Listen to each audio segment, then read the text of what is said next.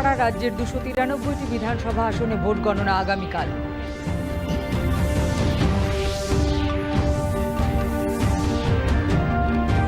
রাজ্যে বিধানসভা আসনের 77টি গণনা কেন্দ্রের বাইরে কড়া নিরাপত্তার বলয়, কেন্দ্র সুরক্ষা বাহিনী।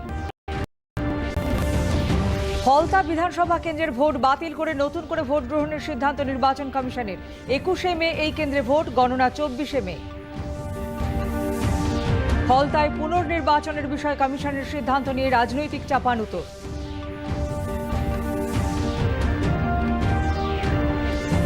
স্নাতক পর্যায়ে চিকিৎসা শিক্ষায় ভর্তির জন্য নিট ইউজি পরীক্ষা আজ।